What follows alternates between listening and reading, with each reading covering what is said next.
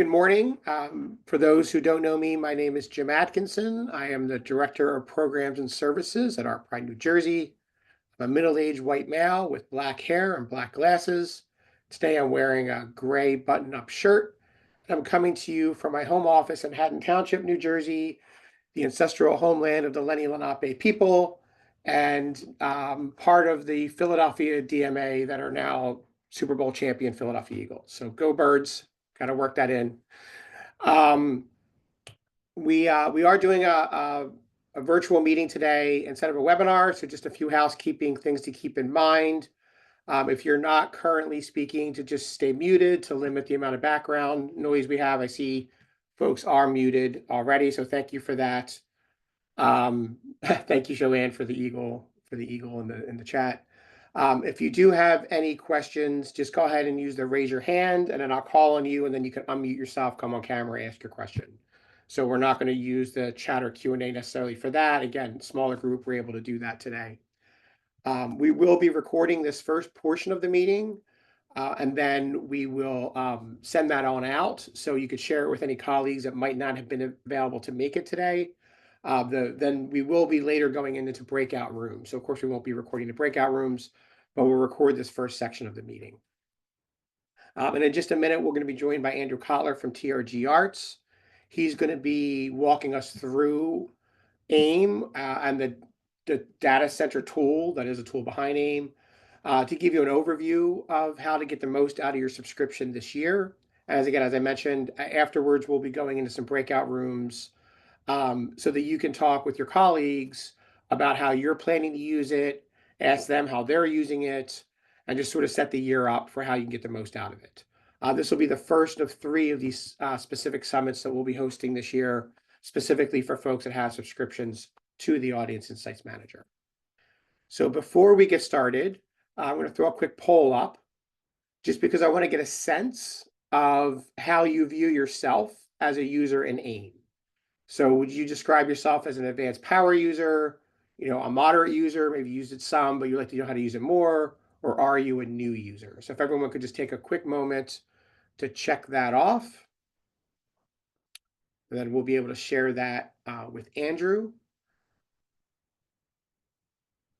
Okay, if there's anybody else who wants to do that, answer that.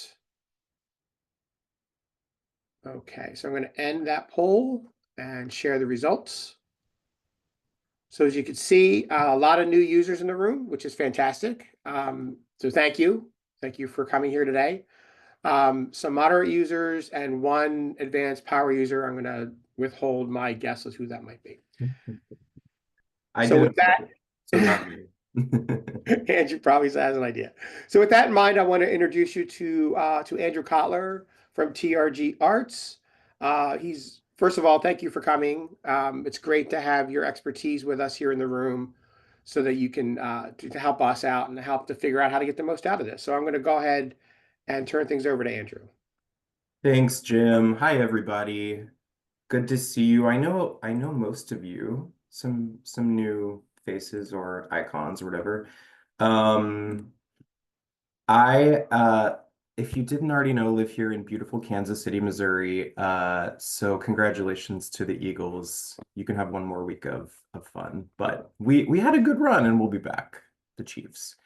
Well, great to be with you. We're gonna go till like 10 till. Just gonna do a quick walkthrough of, here's our agenda. The current state of Audience Insights Manager, which is the program, of course, that Data Center, our tool at TRG, is used in. We're so grateful for this partnership. So let me start by saying thank you to Jim and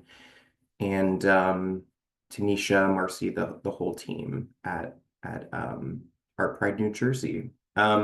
I'm going to give a quick update of what's coming next in Data Center. Some really exciting stuff coming this spring. Then we'll do, these were Jim's ideas, and I think they're great. A look at individual giving, how Data Center can help with,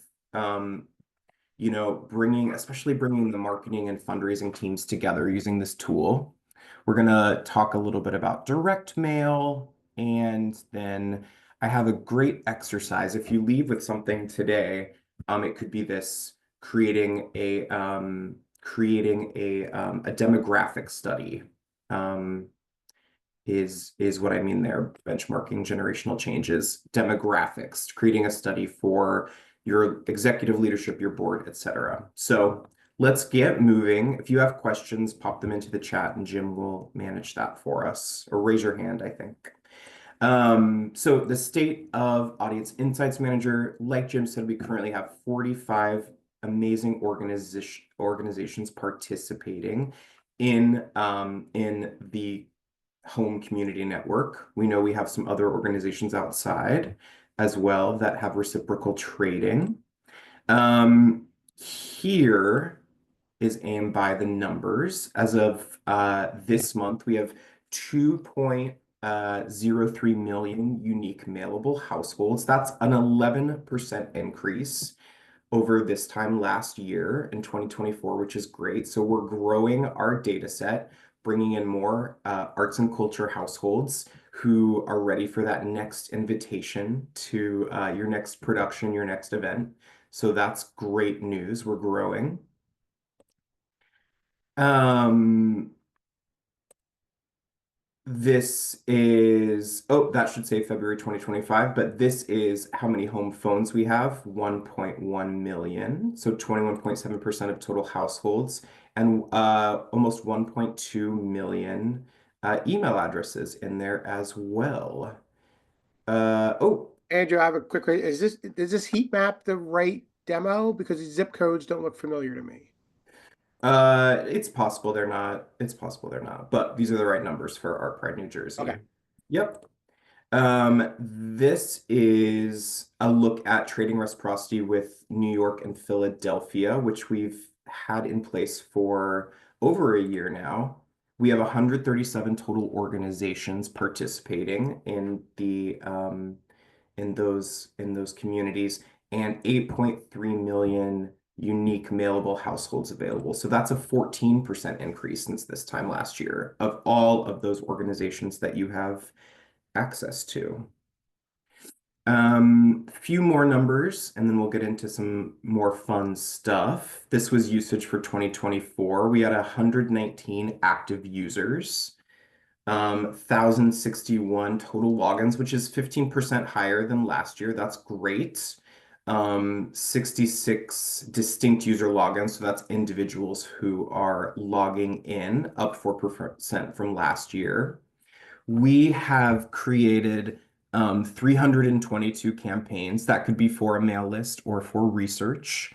And 1.5 million households have been requested and 1.46 have been approved.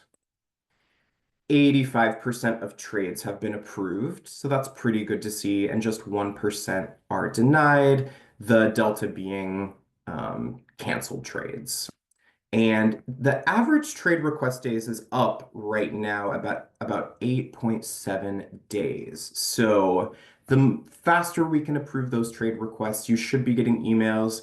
You could always look and see who on your team is receiving those notices, those requests, just to make sure that we're approving them as fast as possible, I think is a good takeaway.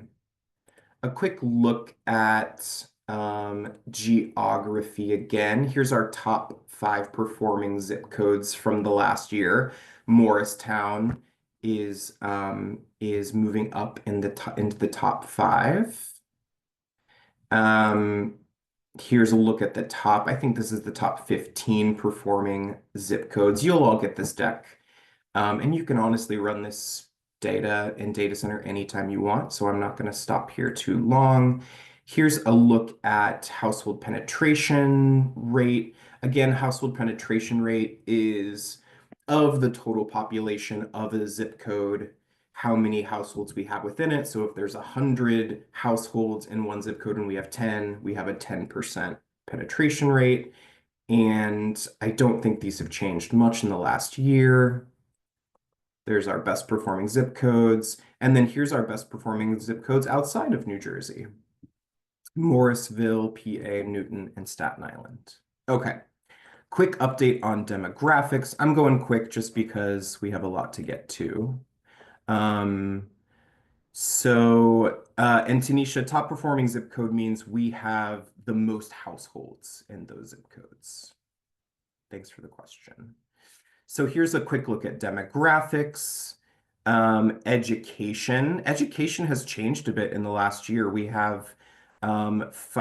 dropped with our undergraduate college from 30 to 25%. And we have more graduate school households. Here's a look at marital status. Not much has changed there, but this is a big trend I'm seeing across the country, actually. We've switched from majority households with children present to majority households with no children present. Just a trend that I'm noticing. I'm wondering how your data compares. You can look it up anytime in Data Center. Just run a demographics organization demographics report. So again, fewer uh, fewer households with children present are attending live arts and culture, it seems, or at least being loaded into data center. Jen, you have a question. Yeah, just looking at the presence of children, it Mhm. looks like the pie chart is flipped there. Is that just because they're in the wrong spot? Oh man, yep, you're Okay, I just finding wanted to my make sure just for mistakes. clarification. The numbers are, yeah, the Okay. numbers are right though. Thanks for noticing. Yep. So 51% have households have no children present and 49 have children present. I'm just updating decks. Okay. This is a look at age, and not a lot of change here in the past year as I'm updating the deck from last year. Medium aim age is around 62 years old, and we know from the US Census data that median New Jersey age is around 40 years old. Um, Yes, median household income in New Jersey has gone up a couple of $1,000s in the past year. I think it was 97,000 last year. This year it is 99,781, and we are about where we were last year with household income. Here's a 3-year look at race and ethnicity. So we can see, yep, hopefully you can see that legend. Great. Trying to cram a lot in here. As you can see, we are comparing 2023 to 2024. We are 2% more white or other. We have gone down a percentage point with Asian households, um, where we were last year with African American, Black, and we've gone down a percentage point with Hispanic households. And then let's take a look at generational breakdown.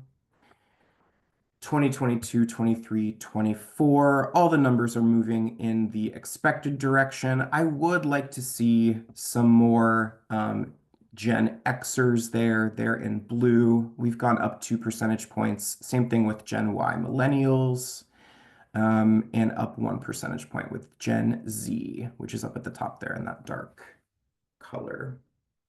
Again, you can look up this in your data anytime in your data center account. You can look at the entire community breakdown of all the ArtPride New Jersey users, as well as the other communities that you have trading reciprocity with. And you can just look at your own data. So this is just the ArtPride New Jersey data. What is coming next in data center? This is very exciting. So we're working on some new tools that are going to be add-ons to your data center account. They are going to focus on 3 areas.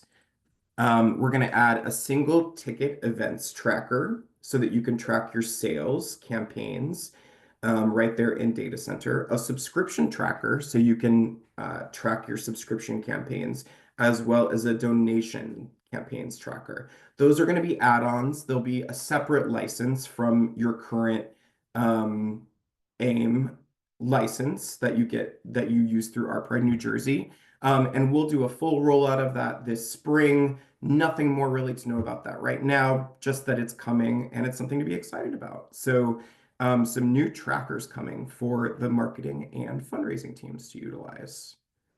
Great.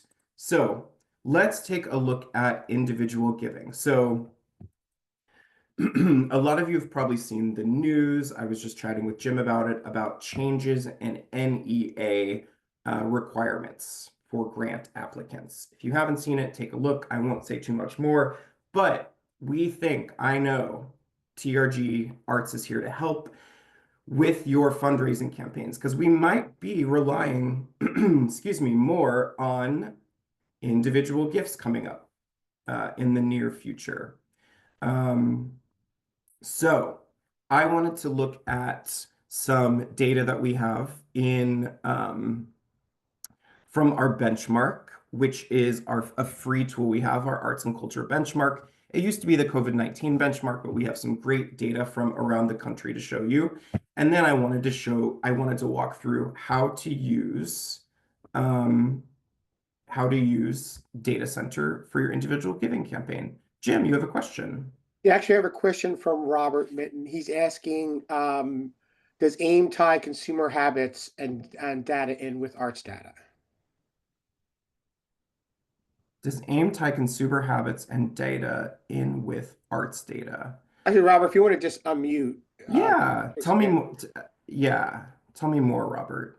Sure. Consumer habits? So I've actually done a lot of consulting in the nonprofit space and found it very difficult to get the nonprofit space to understand that consumer behaviors are important for them to know because it's not just about are they attending an arts event, but what other events I would say like a side by side or similar type event, as in concerts outside of the arts. What brands are they spending on? You know, I even talked to them about what cars you can look at your database and what is the predominant ownership of a car so that you can then go get sponsorship dollars from those things and show hard numbers. So I'm kind of asking then, does this data tie in across like Nielsen's a big provider of that type of data as one source? Is there this cross look at them as an individual consumer? And reason being is that also I see oftentimes like asks going out right around the holidays when people are spending the most of their money for Christmas gifts and things like Mhm. that and other holiday gifts. And it's tying that consumer behavior to also the behavior of the organization to ensure they're getting the most out of their marketing, how they're talking to consumers, etc. And just to give you, Andrew, an example that you pointed out, the generational information, which I know is high level, but a good starting point. Mhm. Um, I worked with an organization of very smart young ladies, all in their 20s. And they were talking like they were in their 20s when their donors were in their 60s, and they were totally missing the boat just on how they conversed across social and email. And so that's why I'm trying to see if we can look at that consumer data and what they're doing, how they're behaving, and cross-reference that with all the behaviors in the nonprofit world. Yeah. So our data partner is Axiom, and they provide uh, uh, the demographics report that all of this data came from. And yes, there are some consumer spending reports in there, like car owned, which is really helpful. And Robert, you took the words right out of my mouth. I'm always um, suggesting that organizations use that.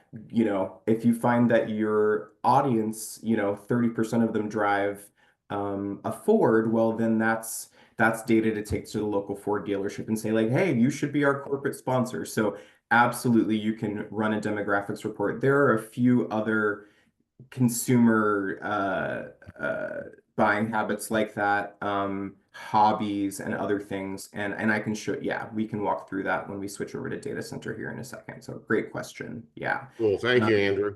yeah, absolutely. Um, but to get back to individual giving for a minute, here's some data that I wanted to share that we presented, my colleague Eric and I, last week, 2 weeks ago, about trends right now, comparing 2019 to 2024, just to show you how important it is that we're investing in our teams and individual giving. So here's a look at our benchmark is broken into four categories: orchestras, performing arts centers. We put opera and dance together in one bucket just because we have a smaller sample of those organizations, and then theater. And this is about excuse me, 500 organizations in, this is going to be North America, including Canada, Canadian organizations. And what we're seeing comparing 2019 to 2024, this is where donations are, and this is just individual giving. So this does not include things like corporate sponsorships and those kind of dollars, individual giving. So we can see performing arts centers are up 39% comparing pre-pandemic to post-pandemic, where we are right now, 2019 to 2024. And then the other three subgroups, genres, are down in individual giving. So this is a big, red flag. We need to be investing in individual giving and making sure that we're bringing those dollars and those people back into the organization. The reason, so you'll ask, why are performing arts centers knocking the rest of us out of the water? Well, we dug a little deeper and we're looking at average gift size. So as you can see, pre-COVID is the purple bar, post-COVID is the teal-ish, greenish bar. And you can see that the average gift size is being exceeded for performing arts centers compared to pre-COVID. So that's a good indicator of why they're excelling in individual giving right now. PACs are recovering fastest. And we took it a step further and wanted to bring inflation into the mix because it's the thing that's on everybody's mind. Costs are going up. Lumber and steel for our production costs are going up. So pre-pandemic, 1983, if you add inflation to it, and we just used an inflation calculator, would be 2433 in 2024 dollars, including inflation. So we're not really keeping up with inflation like we should be. That means that the gift yield is down $823 using those numbers. So what can we do? We want to put ourselves in our patrons' shoes, and we want to make sure that we're just like we talk about our evolution of a patron ladder. We're always trying to engage our patrons to get into that next step. We have to keep doing that with our current patrons and make sure that we're asking them to invest more deeply in our organization. So I wanted to demonstrate how I did this in Data Center. I'm going to start by sharing an Excel file here. So what I did, I wanted to start really from the beginning of the process here. Hopefully you're seeing an Excel document. If you don't, Jim, let me know. But what I did, this is sample data from another organization.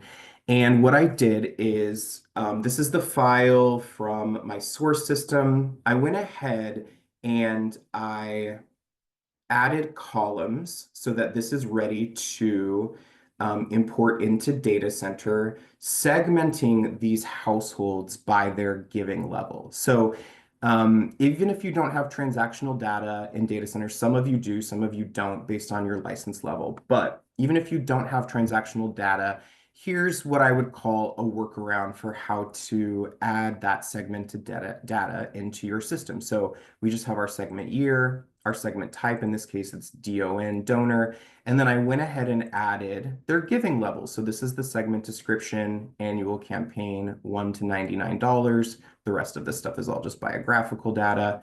And you can see if I sort here, I have them broken into three just general buckets, 1 to 99, 100 to 499, and 500 plus. So then when I come over to import that into Data Center, which I'm going to share now. Where are you? Data Center, there you are. So now I'm importing this file into Data Center, which I already did, but I'll walk through it quickly. I'm going to follow the same process I always do here. I'm importing segments, it's house data, blah, blah, blah. Hopefully you've seen this before. I'm saying that the file has columns that indicate the segments for each record, right? If it was one file and they're all the same segment, I could name that here, but instead I'm saying this column, the file has columns that indicate the segment for each record. And then here in the file mapping process, I'm doing all the bio data, and here I'm saying this is the segment year, this is the segment type, DON donor, and this is the segment description. So this is like on a cooking on a TV cooking show when I've already done it. So now I have the cake ready to go. So I have my 3 segments ready to use in right here. So I have 25 donors, annual campaign, 24 donors, annual campaign, 24, so on and so on. So I can come in here and I've got my campaigns, I've got my renewal campaign in here, and I could do prospects as well. But for my renewal campaign, I may want to come in here and say, hey, I'm going to do a specific mailing to my 2024 1 to 99 donors, and I'll add those in here. I can see my net count. I could add some filters on those, geography, demographics, etc. This is where I could run my list demographics to see who those people are. I could run that postal code with map report, etc. And that is how I could create, my annual campaign renewal campaign here. Jim. Yeah, so since this is with an organization would be doing this with its own data, you Yeah. could also segment this for email campaigns as well as direct mail campaign. Correct? Yeah, thanks. Yes, great point, Jim. Thanks for queuing that up. And we're always trying to remind users that if you're using your own data here, you can finish this list and deduplicate it, whatever. And then you could say, create a download for me. Once you create a download for yourself, that's going to pop up. It takes about 5 to 10 minutes in the download section of your account. And that's going to include all of that bio data, including email address. If you've loaded it into the system, I should say, you have to import it first. And you'll get just a spreadsheet, an Excel document, including all of the household detail on that list. Now, you'll never see that when it comes to trades. You'll never see your trade partners' patrons, and they'll never see yours. But if you're only using your house data, meaning the stuff that you're loading into your account, the stuff in your CRM, you can absolutely do that, and highly recommend that you do. So yeah, great point, Jim. That's how you can use email in Data Center. Cool.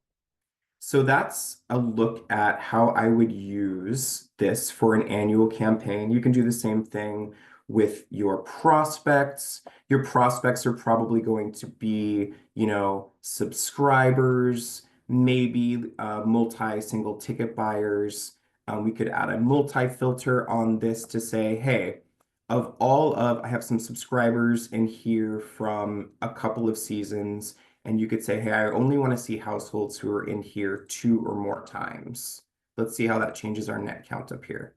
Okay, so 39 households using the sample data have been in here, are in 2 of these segments. So hey, maybe they're ready for their next ask as far as an individual giving campaign.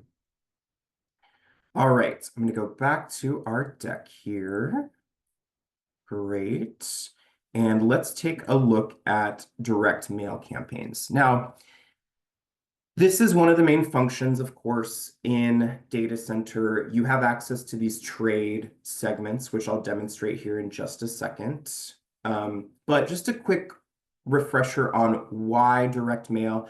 TRG believes that 100% of your campaign investment, whether you're doing theater, orchestras, dance, whatever it is, opera, 100% of your marketing investment should be direct.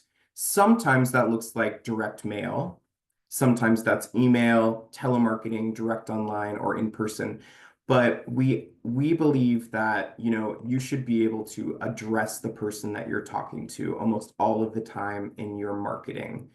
It's going to pay off rather than doing a lot of out of home billboards. There is a time and a place for those for your blockbusters, but for the most part, we recommend 100% direct marketing. Anyone who wants to have a conversation about that after this call, let's schedule a time and we can talk more about that. We also find that direct mail is really powerful, really now more than ever. Why? It's well, we recommend that you're using strong visuals because they're eye-catching. We recommend that you're limiting your copy and having a clear call to action, right? What should people do? What do you want me to do when I get this postcard? And neuromarketing research finds that when you touch something or read it on paper, you're just much more likely to remember it and to act on it. And think about it like this, like you could see a digital ad, or you could get you know, a Facebook paid ad, or you could get this postcard or this brochure that's going to sit on the kitchen counter for a week, and it's going to be a constant reminder like, oh, I need to look into getting tickets to this show, or oh, I think my grandma would enjoy going to the Nutcracker this holiday season, right? So that's why we believe direct mail is powerful, is your best means for conversion into buyers. A bit more before I dig into data center. With subscription collateral specifically, we want it to be sales oriented. And yeah, it's that invitation. We want to make sure we're inviting people back to our organization. We're not talking a lot about mission. We're not really focusing on the artwork or making it poetic. It's very direct and sales focused. Keep it simple. And we want to make sure you have a low cost per piece. So you don't have to spend a lot on these direct mail campaigns. We just need to get this message out. Let me transition back to data center here. Cool. And State Theater of New Jersey has graciously offered for me to let me use their account to demonstrate how to set up a direct mail campaign. There's no proprietary data. There's no patron data here that you'll see. So thanks, Howard, for letting me do that if you're here on the call. So to send a direct mail campaign using some trade segments, I'm going to start a campaign here. Let's call this our 25-26 season brochure. Some of you have done this, some of you do this all the time, and some of you are newer to the program. So we're going to go back to basics here and let's call it prospects. So this is our campaign, that overarching umbrella. And within that campaign, here's our list, our trade list. These dates don't really matter, but I'm going to say that actually these dates do matter. I could list when my campaign starts and my campaign ends. And then down here, if I'm actually requesting trades from a trade partner, I do want to say, hey, I'm trying to get this piece out. Could you approve it by, let's call it Monday? Remember when we had that 8.7, I think, day lag time for trade approvals? We want to try to help each other out there. And then my contact date is important and required because I want to tell my potential trade partner, when do I think this is going to hit households? Important because your trade approver might say, no, we have a postcard dropping that week. So in this case, we're not going to be able to trade, whatever. But that's why we give them this information. So let's say this is going to hit homes March 10th for the fun of it. Here's my campaign. Get rid of TRG faces here. I've got my suppressions automatically included. I'm just going to get rid of those for now, just to demonstrate how to do this. So we've got our 25-26 season brochure, and I'm looking for prospects, right? Now, the best people to invite to join you are the people who have come before because they know you. But after that, That's why this tool is so powerful, because we have this database full of, you know, 1 million+ households who have already shown that they have behavior, that they attend performing arts events, right?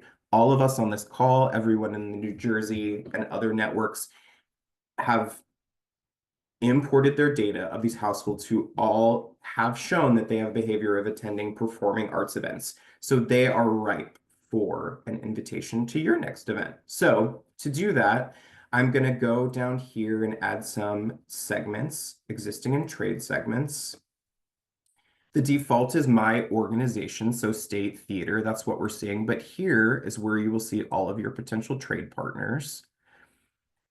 And I don't know, Howard, but let's request some trades. We won't actually do it, but let's request some trades because we think we have maybe some crossover with New York City Center. So here's the available segments that New York City Center has put up to look at. And let's say, yeah, we want to bring in that Urinetown segment, 2025 single ticket buyers from Urinetown. Oh, hey, let's do Titanic 2, and then let's do, I don't know, Pal Joey. Ooh, and Once Upon a Mattress. I love it. Okay, I'm going to bring in those 4 segments just to take a look at. So here they are down here in my includes.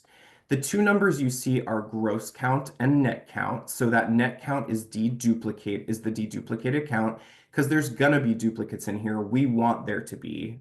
We want there to be households that attend multiple events, but data center is gonna automatically deduplicate those because we only want to mail to them once. Tanisha, I see your question. That's a great question. We have a report that I can pull. Let me just pull it now, since you asked, to tell you who your best trade partners are. I'm just gonna duplicate this so I can go back. Here under reports, hopefully you're seeing this. Jim, tell me if you're not. I could run a community organization crossover report. And this one takes a second because it's going through a lot of data. This will show you how many households you have in common with all of the other organizations in New Jersey, and outside as well. This is going to just pull New Jersey because I have primary network only set to yes. But if I set that to no, then it would pull in New York and Philly audiences as well.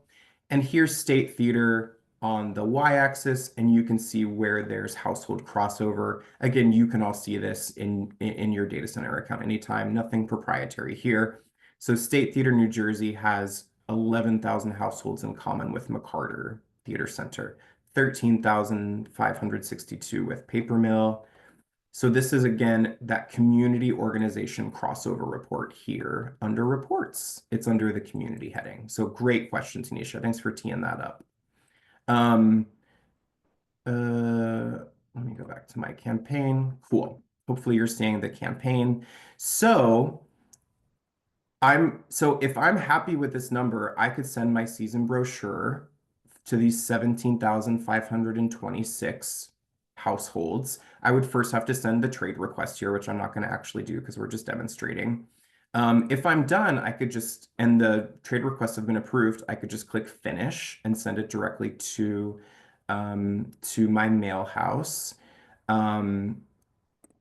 Or I could get a little more sophisticated, more targeted, and add some filters on here. I could start by running my postal code with map report to tell me where these people live. I could run that demographics report here, which I'll do, Robert, to answer your question. So here's list demographics, all of those things that I just reported on. These are those 4 trade segments and the demographics associated with them. And here's that more detailed data like credit card spending, purchase history. Here's car, Robert, like we were talking about, 126 households on this list drive a BMW. Okay, interesting to know. Probably won't help us in this case, but so you can see that that's here. Tons of great demographic data to report on here. But just for the purposes of this demonstration, I could add a geographic filter that says, okay, these 4 segments are from New York City Center, which is in the city, but I only want to see the households who live in the state of New Jersey, just for the fun of it. You could add a geographic filter based on city, state, postal code, anything you want. Let's click save and see how that changes this net count here of 17,526. Okay, so we've got 2,045 households who live in the state of New Jersey. Well, that means that they have shown this behavior. They attend performing arts, specifically, these are musicals. I love musicals, so I picked those. But these are highly targeted households to invite to your next thing. So apply your genre, apply your organization's mission and all those things to this. But that's how you could set up a really great targeted campaign using trade segments. And we could even get a little bit more targeted and say, using this geographic filter, give me those households who are within a radius of like 10 miles of my organization's zip code. I don't know the zip code to State Theater at the top of my head, but it would do the same thing. Jim, you have a question. Actually, it's a question from Jean Leonard. She's asking if the crossover data is based on all data or just the tradable data that's in the database. Oh, it says so in there. I think it's a great question. Jean, hey Jean. I think that you can set either. So, yep, up here you can say tradable data only, which is what I had it set to, or all data. Thanks for that question. Um, so, back to my campaign. I could also do the same thing using a demographics filter. And just quickly for time purposes, I've only got about 5 more minutes. We can add a demographic filter here. There is an small additional charge to mail using a demographic filter, but if you just want to get the numbers, that's free. So I could say, okay, I want to only mail to those households. Maybe I'm looking at maybe I'm looking to bring in younger audiences. I want to add a generational filter, and I only want to mail this postcard to those who are Gen X, Gen Y, which is what we call millennial, and Gen Z. And I could click save there. All right, so we've got 7,571 households who are Gen X or younger in these trade segments. I got rid of that. Yeah, I got rid of that geographic filter. And so I know that these are highly targeted households that I'm mailing to. So the cost of direct mail is a reality, but if we're being really targeted, knowing that we're mailing these to people who are most likely to purchase because they have a history of attending performing arts, then we're spending smartly. So that is a look at how to use trade data in an upcoming mail campaign. Again, once that is approved by City Center, I just click finish and I'll send that directly to my mail house, which is great. Back to my deck for one more quick thing. Here we go. I wanted to show you all how I created a demographic study using, and any of you can do this. This is all using data center data. And what I did is I extracted it and I put it into a spreadsheet and ran some data. And I think this would be a great thing. I suggest that you do this with your data to share with your leadership, your board, etc.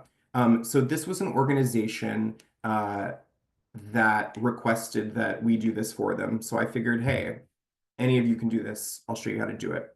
So what I did is I literally just went in and took screenshots of charts for a 10-season study. So this is a look at 23-24. I covered up the productions there because I wanted it to be anonymous. But here's a look at 10, this is 10 years worth of an organization's seasons. This is just 23-24. I listed single ticket buyers and subscribers there. Again, you'll all get this deck later, so I'm not going to stay here too long. I listed their top 10 zip codes for single ticket buyers, just like I did for you all today. I listed their top 10 zip codes for subscribers. Interesting to compare and contrast. But then here's the juicy stuff. I took all this data and I plopped it into an Excel spreadsheet, and we were able to show, you can do this anytime, these 10-year trends in your demographics and how they're changing. So we can see their audiences are getting less white, generally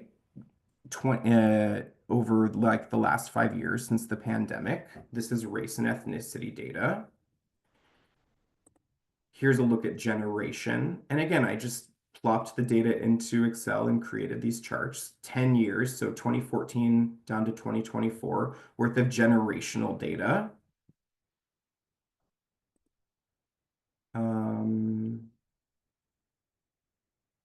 Yes, Robert. Yep. And Robert, if you want to find some time after this to chat, I can show you the whole tool. I didn't pull the zip code report, but this is exactly what it'll look like here. Zip code report, and that's an interactive map in Data Center.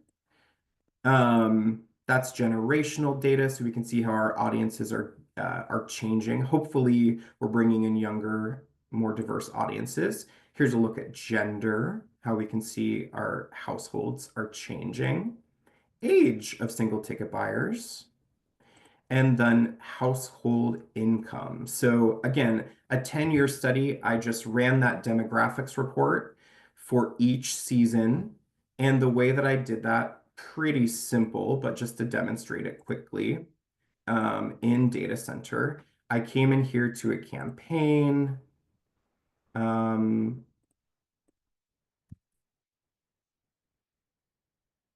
Let's call it a demographic research campaign, and I'll call this one 23, 24 single ticket buyers. Again, these dates don't matter because we're just doing this for research. I'm not going to add seed names. Seed names are you all. They're the professionals at your organization who you may want to receive mail. I'm going to get rid of all these suppressions. And all I'm going to do is come down here and add my 23-24 single ticket buyers. So FY24 single ticket buyers, where are you? I could click them one by one, or if I hit the shift key, it's going to bring in all of them. State Theater has such robust programming. There's a lot of segments, and I can run that report, list demographics report. So here's where I can take screenshots of those charts. I could actually export this, which I would need to do to get it into Excel. And you could take this is exactly what I did, is I took like my age and gender reports here, plopped them into Excel, created charts very easily. Same thing with generation. Bing, bang, boom. That's how I created that demographic study. So you can do this. You've got the data as long as your data is up to date in Data Center. And so, yeah, I highly suggest that you leave today and create your own demographic study. So I think that is it for me. I'm going to turn it back over to Jim. If anyone has any additional questions, I can hang out for a minute or two. But I hope that was useful. If you ever have suggestions or ideas of what would be good to talk about on these webinars, I'm all for it. Jim always asks me, what are people talking about around the country? Like, what are the trends? And I'd love to hear from you to know what's on your mind. So thank you all so much.